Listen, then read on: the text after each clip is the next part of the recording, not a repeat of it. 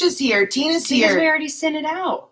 Robin's here. Kathy's here. Tabitha's here. Hello. Happy Sunday. Oh my God. I love you guys Hey guys. so much. She loves you so much. I'm just seeing she was talking Trisha to you before and we Tina were and actually Robin. live. I know, but I was excited. So that's what happens sometimes. Dana. Oh my God. Tabitha, Kathy, Robin, Tina, Trisha. I love you guys so much. Oh, I gotta hit this. Your light is in there a little bit. Is that cool with you? Yeah, we're gonna go vertical. Okay. On it We're gonna anyway. try to. So we're a little closer to sit close to we're each a little other closer today. together today, which is Uncomfortable. it's actually not that uncomfortable. For Are you me. sure? Yeah. You say so. I kind of want to reach over and spoon you. Oh, that's weird. Yeah. What kind of mood is she in? Hey, Kat. So we're closer together for social media purposes. Talk about it later. Oh my goodness. We have a sleeping Jack in our closet. In our closet right now. Is that a basket just for scarves? It is just a basket for scarves. And it is the most comfortable when basket we had our house ever. like Hey, breakdown, Denise. that was one of those that I just never put back together. I used to have them all hanging up on a certain whatever, but then I had to take everything down. I put it in a basket, and I was Oh like, my a God, basket of he's scarves so is just passed as out. good as a hanger of scarves. Hey guys, happy hanger. hanger. Hey, Anyway, hey guys, happy Sunday.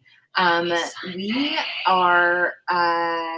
Hey, Erica. Let me tell you a little bit. I'm drinking a Oh. fine wine that my sister sent to me called Jordan. If you guys have tried Jordan before, really great wine.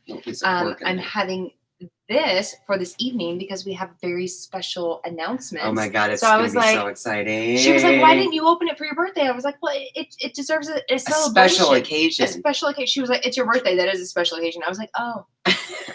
Yeah, well, maybe, but I'm excited for the giveaway because that's really my birthday. So today's my birthday. I mean, not really, but today is my birthday. And so, does everybody want to see Jack? Here you he see is. Jack? Sleeping in his basket. He's not sleeping now because you woke him up by picking him up. But oh my God, you guys. Good. Oh, can't handle this kid. Oh my God. Oh. And that's my basket full of scarves. Anyway, welcome everyone. Thank you guys so much for joining us today on this very special podcast, because every podcast is special. We're twinking today, in case you guys didn't notice. Hey, because we got our new Cat Shit Crazy shirts. Actually, I ordered the wrong size to begin with. So it fits Jay. Small fits Jay, a medium fits me.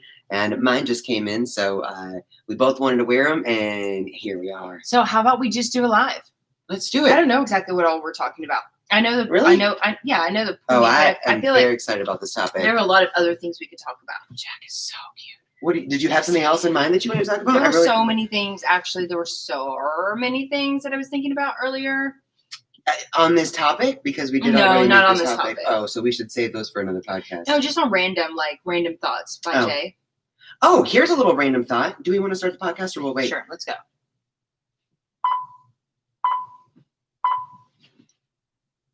Welcome to episode number 0045 of Back in the Closet with the Two Crazy Cat Ladies. It's 45. 45? This is our 45th episode? 45th episode. Where does the time go? Isn't that crazy? That's nuts. That is nuts. Hey, thank you guys so much for hanging with us. It's D's nuts. 45 episodes in. You guys are rock stars, and I love each and every one of you. Yes, everybody that's Take listening, some stamina, everybody that's watching live on YouTube, you guys, you're rock stars for sure. So for sure. You were just mentioning that you had so many topics that you wanted to talk about today, and I said on topic of how to pick the right vet.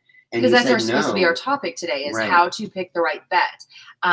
But no, I actually had other things because I was thinking of all kinds of things. I can't think of a single one of them now. Really? I want to talk about this for just a second. Last night, in one of our during COVID adventures, we had two of our very good friends over that we have not seen since before the pandemic, right? And last night, kind of as a birthday celebration, it was a surprise for Jay.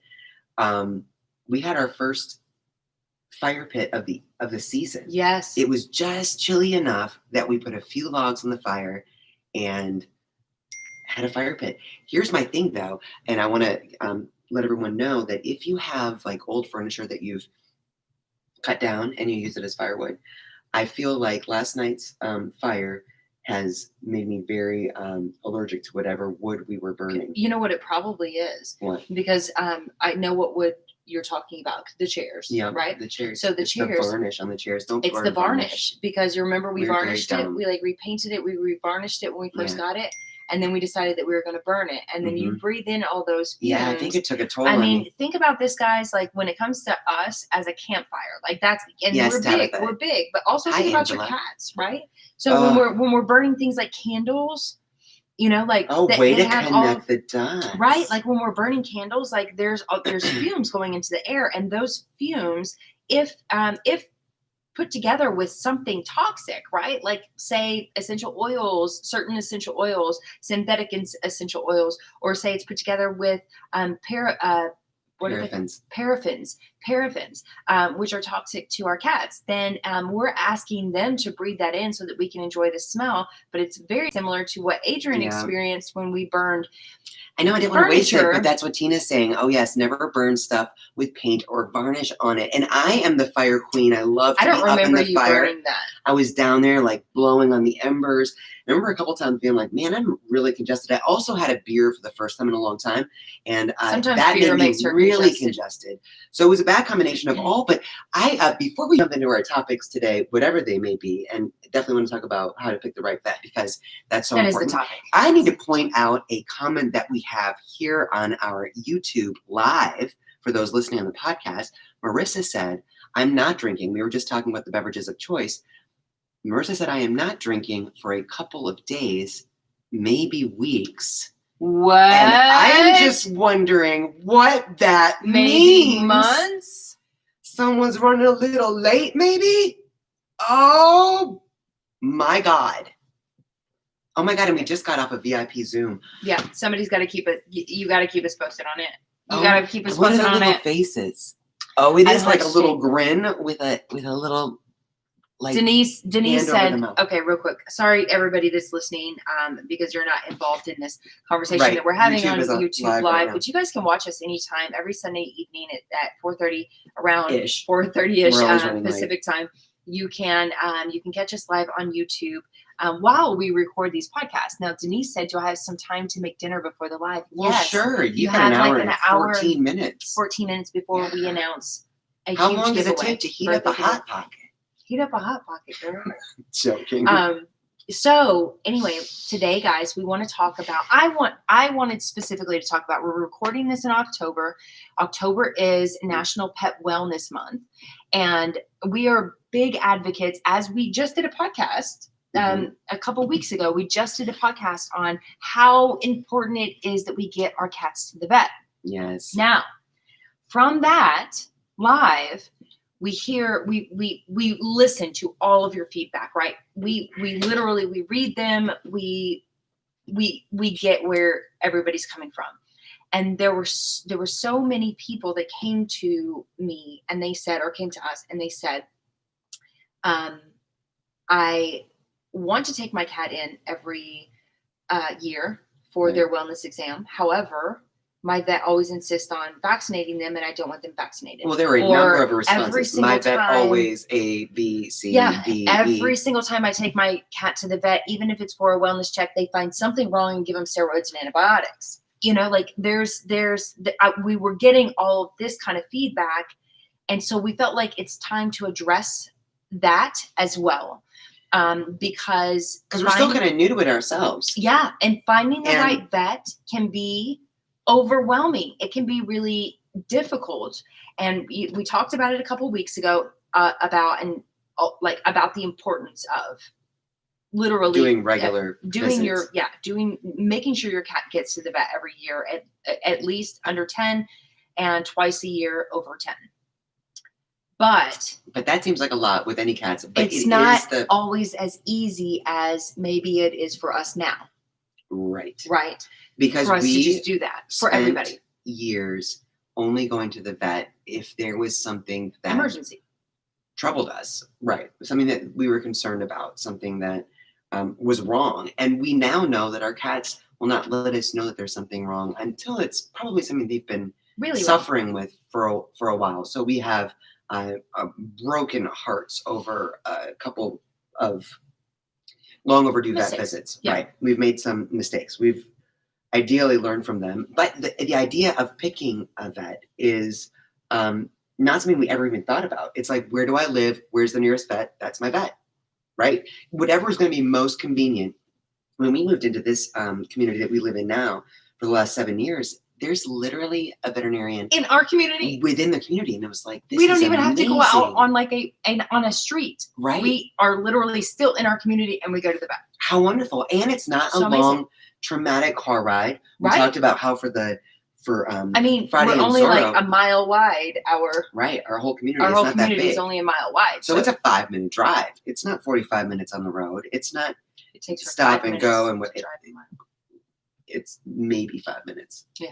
I mean, I take those corners slow with my babies and all the ducks and on the street. Wait just a second. So Marissa, who we thought may not have been drinking due to perhaps a human growing within her, said, "Oh no, ma'am, I drank too much and ended up in the toilet. Apple cider and spiced rum does not taste good." Coming back up. Oh, okay. All right. Okay. So okay, it's not always picking the vet that is most convenient, which is what we did for a long time. Oh yeah, I mean, like 11 years, like a really long time. Like, and we went through. For those of you guys that follow us, you know that we've gone through several vets. Oh, like I'm like digits. I fire vets like I would fire like employees, and that's not like firing. It's like when we get in the car when we're leaving, it's just like, I'm not going back there. Mm-hmm. Like I used to quit my jobs. Right, it's like just never go back. I hate that job, never going back. Back in my early 20s. We juveniles do crazy things, but when our cats' lives depend on the decisions that we make, there are a couple big ticket items, and I think that it's so incredible to have the opportunity to feel empowered enough to say, all right, let's look geographically. Who are the vets that are within a reasonable driving distance? Look up those websites, read the About Us, find out who the veterinarians are, pick your top picks, and then make an appointment literally to interview your vet and ask all the questions that you ask yourself on the way to the vet usually. I wonder if they're going to make me do this. I wonder what they think about that. I wonder if they're going to be mad that I feed a species appropriate diet. I wonder if they're going to try to give us antibiotics for constipation. I wonder all those questions that you're asking yourself on the way to the vet, or maybe don't have the balls to ask at the vet. Make an appointment to ask those questions. I agree. I think that interviewing a vet is a good idea, but I do also understand that many of you guys live in small towns, and when you live in a small town, you maybe have 2. You maybe have 3 veterinarians. A few options. That you have very limited options. We are lucky enough to live in one of the biggest cities in the country, so we have a plethora of options, and which is why we were able to fire 11 vets, because we were like, again, she says fire very loosely. I say fire very loosely, yes. But like we're like, okay, going to this vet, transfer over the paperwork, yada yada yada. But here's the thing. We as cat parents have to also be very, I know it sounds like a lot of work. It sounds like a lot of work. And I think about this oftentimes because people are like, wait a second. Like, I chose to not have kids, instead have cats. And so why are you telling me all of a sudden that I have to have this high maintenance individual that I have to take care of? And it's a cat. It's not a kid. It's a cat. Right. Well, I take issue with you calling it "it's" to begin with. Well, I don't know if it's a he or she. Okay. So I don't want to say he or she. I will say it because of that. All right. Or they.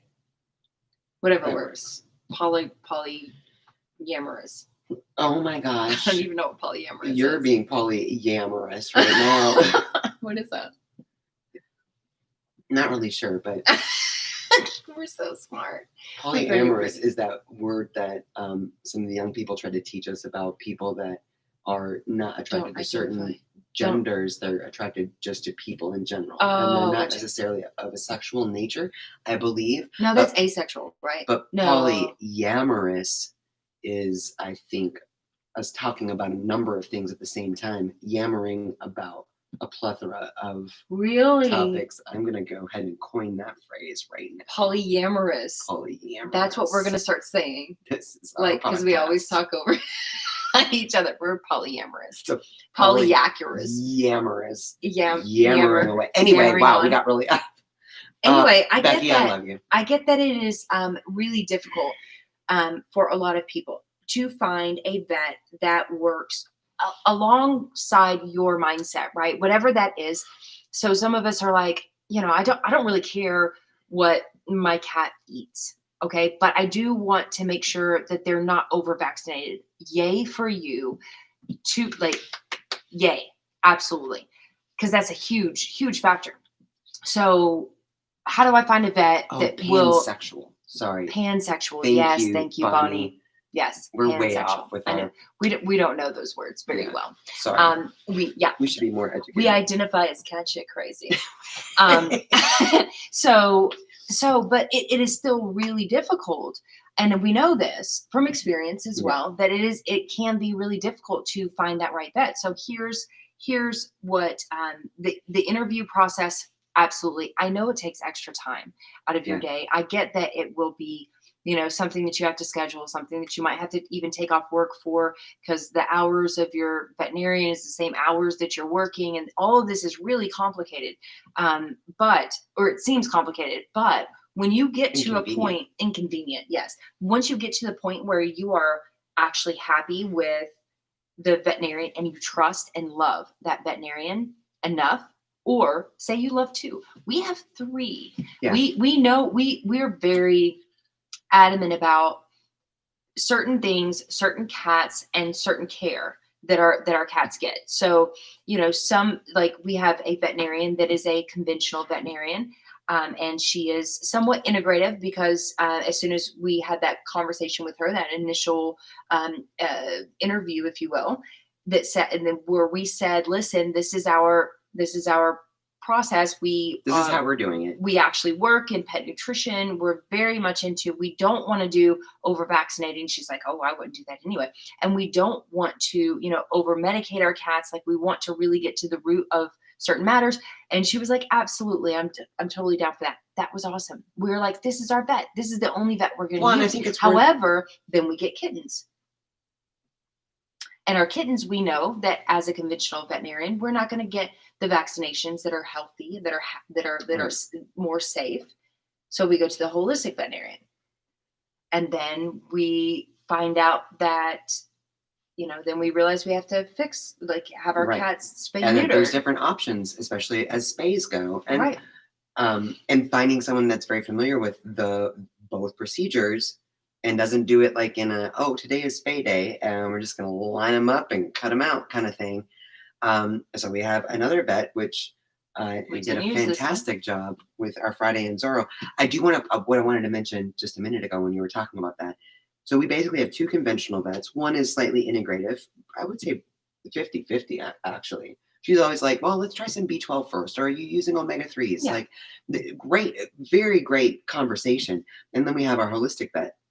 I think it's really important for us to recognize that communication oftentimes takes care of a number of issues that we may think are conflictual. So we may go to a veterinarian that is completely conventional, and we're not going to see eye to eye. For example, we're not going to see eye to eye on a number of things. But because we have open communication and there's a genuine mutual respect for each other, we're still able to be teammates in our cat's health. Yeah.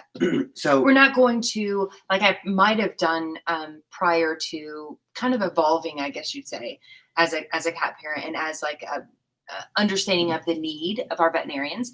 I'm not going to end the relationship with the veterinarian that we love the most simply because she sells Science Diet, Hills prescription diets, and Purina and Royal Canin prescription diets to some of her other clients. She doesn't do that with us because she knows that we are not about that. And she commends us for not being about that. However, that is what some people want and in her mind maybe need, but that should not be a point of contention. Right.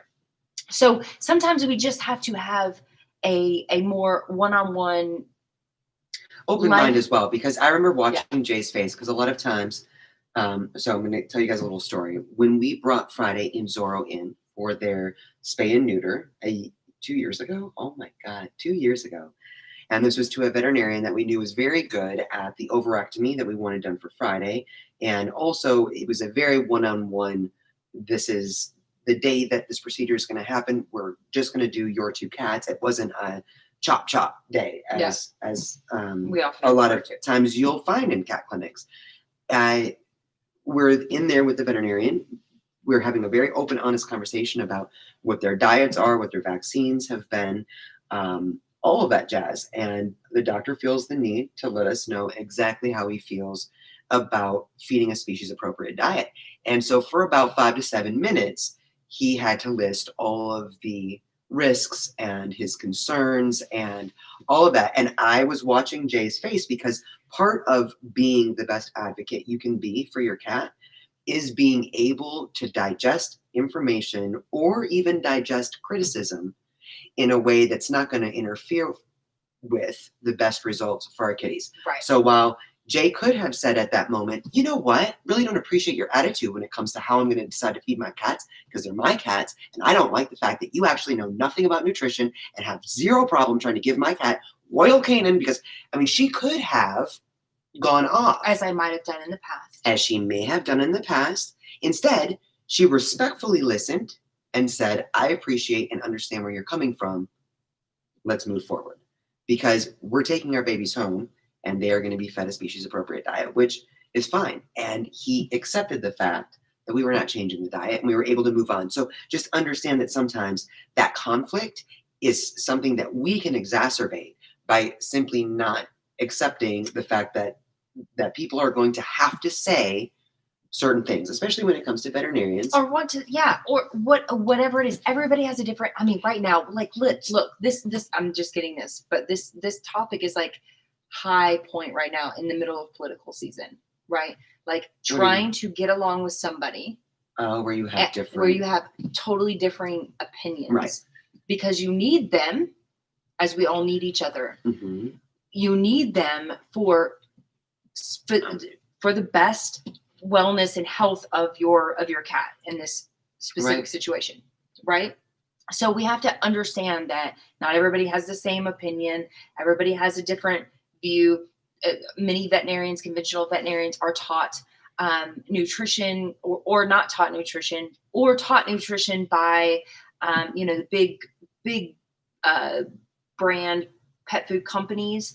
And so what they feel that they know, or what they know, and what they genuinely are passionate about, right, happens to be in conflict with what you know, right? So it's all about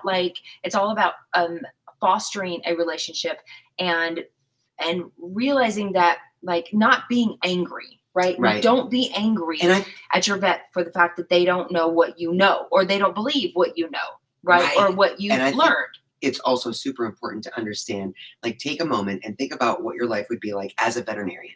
You spend every day getting up, going to work, caring for a lot of animals. And you guys, we cat parents are such culprits for waiting until something is terribly wrong, rushing to the vet and being like, fix this, right? That vet has absolutely no concept of the history, the health history of your cat.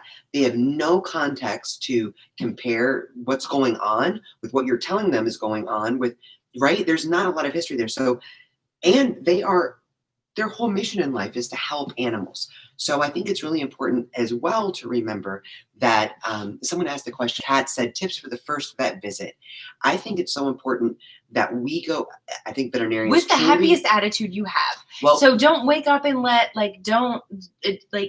don't drink too much the night before so you're angry or like hungover. Make sure that you're like feeling good. Set up the appointment and go in with a happy, without expectation, but with a happy attitude. And the energy is huge. Energy is a huge thing. It's not just for our cats. It's also for us. when we walk in with a good energy to anybody that disagrees with everything, anything that's like that, your cat parents, that you have a different lifestyle, that you have different politics, whatever it is, we are able to, when we do that, only when we do that, but when we do that, we are able to foster a good relationship with somebody that is completely different from us.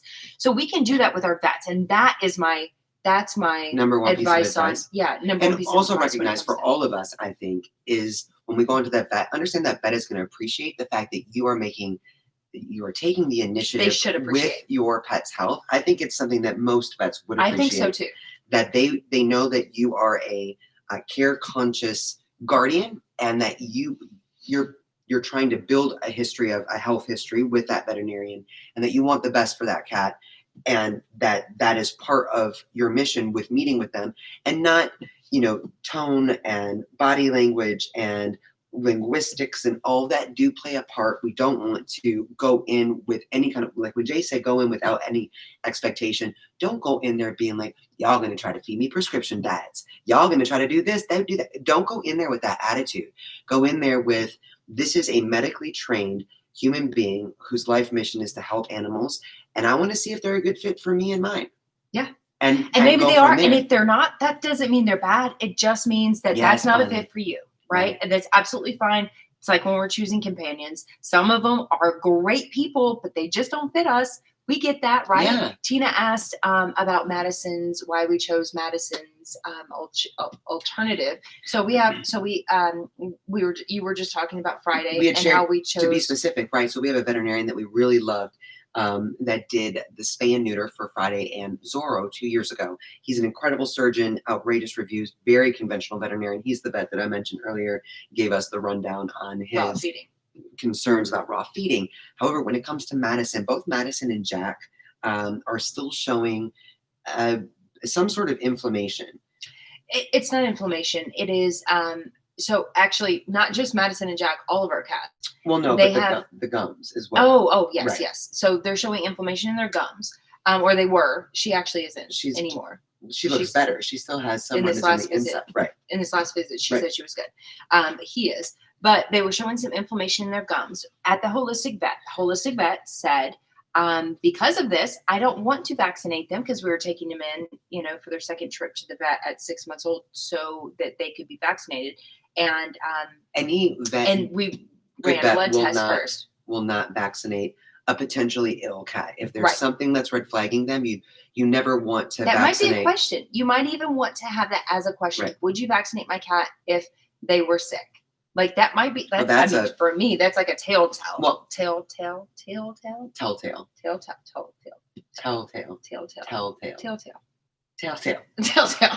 telltale. I think that's a.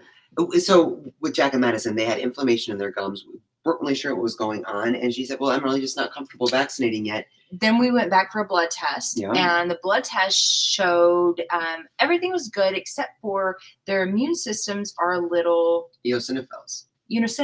Like that's are just a bit high. That are a bit high. So she said, I still don't want to vaccinate her. And we're like, okay, but we still have to have her spayed. So the conventional veterinarian that is amazing at this spay and neuter requires vaccinations. Requires specifically a rabies vax. Right. In order to spay or neuter them. So it was like, okay, do we potentially wait until she could potentially get pregnant like we're getting Jack. Close to we're getting being that. Of age. We're getting that. So we've spent the last 2 weeks really truly very concerned that there may be activities that we would not approve of prior to her spay. Yeah. Right. So the decision that we were left with was, do we vaccinate her while we don't know if she's completely well? Right. And get her spayed the way that we'd like to, the way that we saw it, or do we get the entire, what is it called? Hysterectomy? It's the ovular hysterectomy, where they take out the ovaries and the uterus. Right. Do we do that and not have her vaccinated yet? And so for our decision was for the overall health and well-being of her, just to be on the safe side, we're going to go ahead with this procedure instead. And we discussed it at length. So it's, the doctor that does it has been doing it for 40 plus years. they've never had issues. And there's pros and But- cons, guys. Like if you leave the uterus in there, like we did with Friday, that's another organ. That's another organ that can Those are get vaccinations. that's potentially have issues, right? So down the Infection road, or there could be tumors or- a uterus Right. infection. There could be cancer in the uterus. Like there's so many The things bottom line, though, really is, and that what we really could be. saw from our experience, and this is by no means a We scientific don't study, know. with Friday having the ovarectomy, Yeah. where they just take out the ovaries, far easier recovery period, Yes. no complications. Yeah. And it could be, as Jay and I were talking about this, she said, well, part of it could be Friday's genetics. We don't know. Yeah. Maybe there's only she's two just a different cats cat, right? that we're testing. It's like, or that we did two different things to. It's not Right. like we have a study of Right. cats, but from our experience, And this Madison is what having worked. the ovariohysterectomy with the ovaries and the uterus being taken out, it is a more invasive procedure. It's obviously more taxing on their system. But her recovery has been scarier for us because the only point of reference that we really have is Friday. And Right. that seemed effortless. And she's been fantastic ever since. So it's a tough call. Bonnie's asking, and this goes back to our holistic vet. She said, what about nosode vaccinations? Yeah. So that's what we're doing. That's what we do with Zorro and Friday as far as their FVRCP, which is the distemper, basically vaccine that your kittens should have at they should have, right? So that's what we do. That's what we've been doing since we had Friday and Zorro. So for the past like 2 years or whatever, we do the nosodes for this vaccine. And then with Friday and Zorro, because we took them to this amazing surgeon, we had to get the rabies vaccine. We did the PureVax, which is the non-adjuvanted vaccine. So it's not the live virus. So it's a safer version of and you guys can get this. Ask your vet if you have kittens or you have cats that need to be vaccinated. We only do it once for ever. boarding or grooming, and right? But if they have to be vaccinated for rabies, look for PureVax or ask them for PureVax. Everybody knows what it is. Every veterinarian knows what it is and knows it's safer too. And knows that it's safer, and it's a non-adjuvanted. So that's what we did for Friday and Zorro, so that we could get them spay and neutered at this specific clinic. And we didn't have any kind of reactions. None at all. They're great. Courtney is asking some really great questions. First of all, she said first impressions matter to both the vet staff and the client. Yes. Going in positively and open-minded is big. Yes, it's such Courtney, a great point. Exactly. I love you saying that. And she said, Exactly. what were some of the key questions you asked of each of your vets for you to continue doing business with them? I would say, let me say this real quick. I think a lot of our questions were a statement followed by a question. So I think that confidence is key in what we're doing. For us, we feed a species appropriate diet. So, for example, we say we do feed our cats an all raw species appropriate diet. Is that going to be an issue? Yep. That kind of question. Yeah. I really don't like over vaccinating. I am a big fan of making sure that I titer before I risk over vaccinating my cats. Yep. Is that an issue? And titer testing. That? Right. And titer testing. And you know what?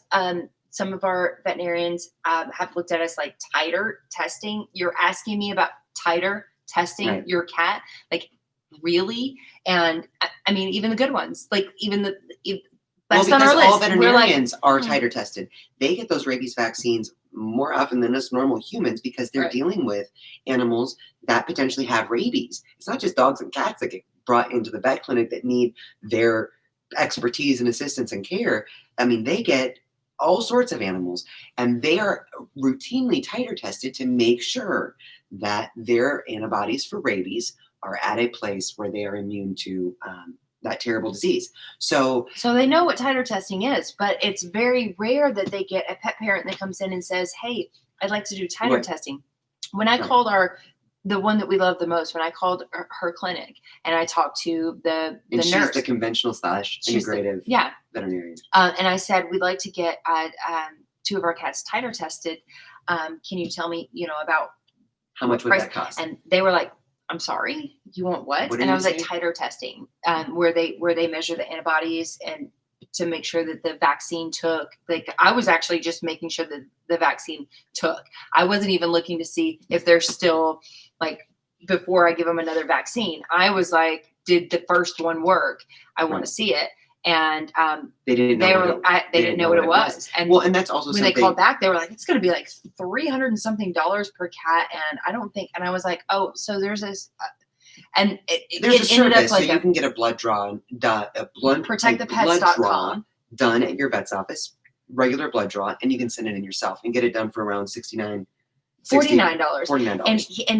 So protectthepets.com, Dr. John Robb does this through Kansas State. So that's where they all go anyways, isn't it? No, they say they do, but they don't. Okay. There's actually 2 other labs that do them, and that's where you get all the expenses when it comes to titer testing. But or Kansas State, and you're going through Kansas State, but because you have to anyway. I'm not going to go into all of the details of that, but you can go through protectthepets.com, and I asked that veterinarian. I said, okay, so it's going to be $350 per cat for a titer test. Would the veterinarian, the doctor be open to doing a blood draw where I can actually send it in myself and do it for a lot cheaper through Kansas State? And she was like, that is a rude question, and we would not be like, why would you do it through somebody else when you have? Well, because it costs $250 versus less. $49. So that is titer testing is a whole different podcast. Sorry. But I do want to say this, something that Jae was saying earlier when she said, I want to make sure, I want to do titer testing to make sure that first vaccine took. I think a lot of us are learning a lot about vaccines right now with the whole COVID thing going on, because the efficacy of a lot of these vaccines have a percentage rate of efficacy, really, where they actually work. So this COVID vaccine that they're trying to come out with, they're looking to try to get an efficacy rate, if I'm saying it right, up to 50%. Up to 50%, meaning that 50% of the people that get this vaccine will actually may not develop antibodies at all. Mm-hmm. So the same is true for our cats. So we can ask, what is the efficacy rate of this vaccine traditionally? So that when we go in titer, before we over-vaccinate, there's a chance that it did not take for our cats. So we want them to build the appropriate antibodies, but we also want to make sure that we're not over-vaccinating them. Yeah. So all to say, what we like, I think the point that we want to make today is that there is hope in the veterinarian field. For those of you guys that feel like there is not, and I get that. Nope. There's so many of you guys that reached out to us and said, this isn't like this. There's no way that this is going to work out. I cannot find a vet that doesn't want to, every single time I take my cat in, all they want to do is give them antibiotics and steroids without even doing a culture to see what kind of infection they may have. Or, it's kind of like the throw a pill at the ill kind of thing. Like, let's just throw something at them. And you're not comfortable with that as a cat parent. And I get that. I understand that. I am that way as well. So we have to do our due diligence, and we have to create a relationship, and it's a positive relationship. It's much harder for those of you guys that don't have a plethora of options, right? If you only have 2 or 3 vets, it can be much harder. If you only have 2 or 3 vets in your area where you can actually drive to take your cats, then you may have to spend a little bit more time fostering that relationship and really like that's true. I think that so much of it depends on us. And I think what we were talking about earlier, what Courtney mentioned, is going in with that positivity, even if we're getting like a nasty attitude back or judgmental, whatever. If this is our only option, it's very important that we work together, because we will always need a medical assistance at some point. Bonnie, real quick, I love this question because we just went through this. How old does a kitten need to be before their first vaccine? And how old before a spay and neuter? For spay and neuter, I think it's important to remember that we ideally will catch our little lady girl cats before their first heat. And that can vary, right? They'll start seeing signs. A lot of people say, look for any swollenness in that area. And that's when they're starting to come in of age. With Friday and with Madison, both about 7 months. And we managed to get it before their first heat. We have heard that some cats can go into heat as early as 4 months old. Yeah, So and I think it has a important lot have to a do with veterinarian. like how many other cats they have around and what Right. they're in. With our boy we keep 'em- cats, we and keep 'em why it kind was of important for us to make sure that we took care of Madison first is because with our boy cats, they have far more complications if they're neutered while they're still growing with their urethra, with urinary tract issues. So for our Jack boy who's still sleeping over here in the scarf basket, we are going to wait as long as possible. And that's going to be something that you can determine because our boy cats that's like probably going to to, be about 9 months. right, 9 months to 9 a to year. a year, 9 months to a year. 9 Yeah. months to a year is ideally for boys, so that we can hopefully avoid. Here's the thing: we have a Twister. Oliver Twist is our 16-year-old or 17-year-old, I think now. Mhm. This month. Oh Because my we made God, him, yeah. yeah. So, or what we October determined. is the best month It really is in all the best. land. It is the best month. Yeah. So our Mr. Twister is our oldest man, and in his entire when he found us, he adopted us. We didn't adopt him. He came to our backyard. He jumped in. He said, "Hey, can I stay?" He's our cat now, and was. And when we took him to the vet and found out he was about a year to a year and a half old, Yeah. we got him, and he was spraying already. We got him neutered, and He was spraying bad. he has never had. So he was a year and a half old before he got neutered, and he has never once had any kind of urinary issue ever. No. So I believe that there is a truth to the veterinarians that tell us, "Hey, wait as long as possible to get your male cats neutered for sure." For the vaccines, though, too, I think it's really important when we have new babies. It's really important. So they get a lot of the antibodies from what do they call them? Maternal antibodies from their mama, right? So Their through mother's mother's milk. milk, ideally, a lot of our kittens don't have the benefit of us even knowing who their mama is or if they've been weaned appropriately or what that may be. So for vaccines, though, we do want to wait as long as possible. We want to help support their immune system as they're growing because a vaccine by its nature stimulates the immune system. Right. And So we want to make sure that while it's so we want to make sure that their immune system is completely developed. Yeah. Right. Now there's different ideas of what age their immune system is completely developed.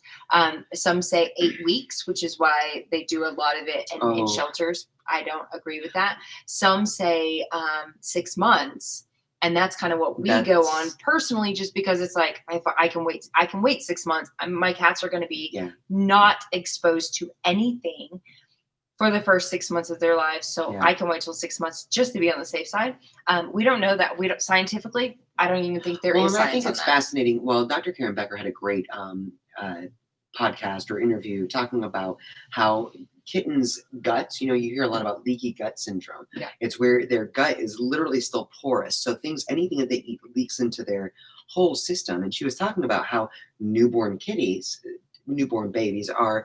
they have an open, very porous, that's part of receiving the mama's antibodies, all that to help their whole system. And it takes a while before that actually seals up.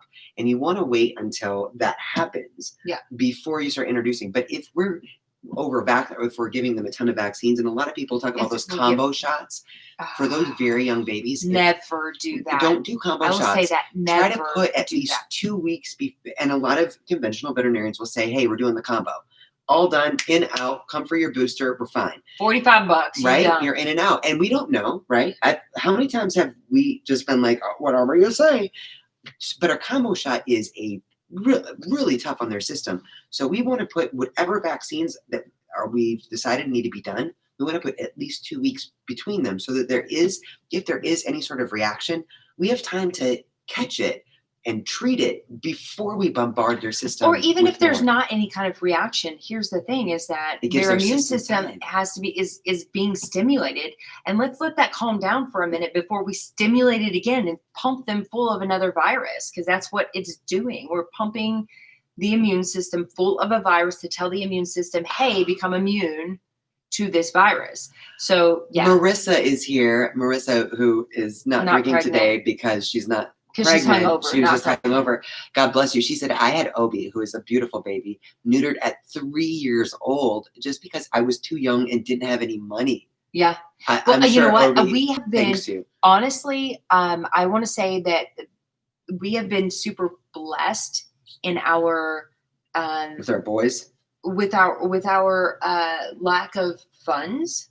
I want to say, like, because so many of our cats, cats that have now, most of them have now passed, but so many of them lived a really, really long life, like a good, healthy, happy life, because we didn't have the money to take them in, or the smarts for even thinking that we should take them in. If we would have taken them in Knoxville that's a double-edged statement. I mean, I think that there's part of us but that I mean, can they say, didn't get over vaccinated. Right. They We were did not not over deal vaccinated with because it was like, injections, oh, like well, they got that once. carcinomas, anything like that. Sarcomas. Sarcomas. I said carcinomas. What is that? Tit for tail, or tail for whatever you said. Tail.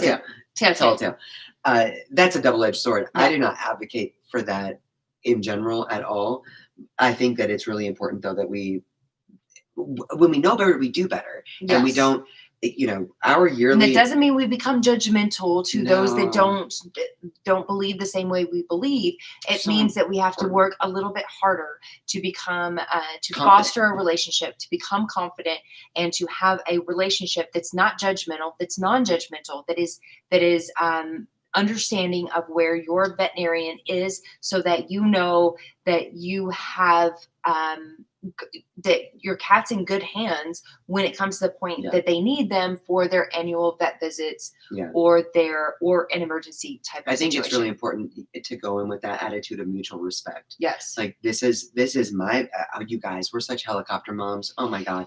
But it's one thing. We really are. It is. It's going into the vet being like, this is my baby. This is my companion animal. This is not your companion animal. But also having that mutual respect of, this is a person that is dedicated to life, probably still has $300,000 worth of debt to pay off, and goes in every day to handle some of the most heart-wrenching situations any human should have to go through. Yeah. And here they are to care for our companion animals as well. So that mutual respect component, I think, is so important for us to always have. And at that point of disagreement, take a step back, because it doesn't mean you have to just go with whatever they say. I don't care what it means to me. I care what the bottom line is for my cat. And that's hard for a lot of us to take that step down and say, you know what, I'm gonna handle the fact that you're devaluing my choices. I'm gonna handle the fact that you are telling me this may not be the best thing in your mind when it comes to species appropriate diets, for example. But at the end of the day, it's my decision, and I want to do what's best for my cat. And it is a collaborative effort. We can do so many things so holistically. I know. So many things so holistically. I'm laughing. But we're always going to need. I'm laughing because you just spit on your hand. Really? Oh, I caught it. Great. Be careful. That could have COVID in it. It's a collaborative effort, and I think the mutual respect component is so important, and positivity. So let's be kind to each other. Let's understand that we're going to have differences of opinions, but feel confident enough to have the conversation, ask the questions, and don't let the fear of not finding the right veterinarian stop you from looking for the right veterinarian. Because you will need one, and don't you will be in the very position, upset. Don't be in the position very upset when you don't have one. Rushing in, and this vet has no idea who my cat is, what their history is. Yeah. Yeah. And those are mistakes that we've made, which is why we're big advocates of, just making the extra effort and finding some vets that you can have a really, really good communication with, regardless of anything you may disagree with. We're going to wrap this up, because this is way over the amount of time that we normally spend on a podcast. But we love you guys. Thank you so much for joining us. Thank you guys. It's I mean, if we could take away one sentence takeaway, what would you say? From today? Yeah. You're like, where take away to commitment. A commitment set to up the a process. Commitment. Yeah. Make a commitment to communicate. Yeah. Yeah. And I would say, try not to be judgmental, and try to really foster the relationship that you have. It might take time, but foster the relationship with a veterinarian that works for you and your kitties. Okay. Whatever your options are. Guys, we love you so much. That's got to wrap it up, because we're so over. But we love you guys, and we will we'll see you. We'll see you shortly. Yeah. Actually, are you finishing the podcast? Yeah, let's just say bye and then jump. Okay, bye, you guys. Bye, Thanks guys. for listening. Have a great day. Love you. Okay, because the podcast has no idea that we're about to do a big giveaway on our Facebook page. That's so right. If you guys are on Facebook, it makes no sense to the people on the podcast. It's birthday giveaway week. Birthday giveaway. This is the big night. So we have 3 winners that are being announced tonight. That's why tonight. we're twinking. What time? In 32 In minutes. 32 minutes. The winners will be announced. We will We're be so live excited. on Facebook for the. If you guys have a Facebook, hop on And guess over and what? join us. It's not just that there are only 3 winners. Only 3. Oh, I know. There's more good news. Everybody's a winner. Yeah, there's We're some so good excited. stuff. We're so excited to tell you guys about our giveaway tonight. So jump over to Facebook. Hopefully we'll see you in 32 Come join minutes. us. 31 Follow us. minutes. We'll see you in 32 minutes. We love you. Thanks for hanging out. Mwah. Happy Sunday, guys. Bye, guys.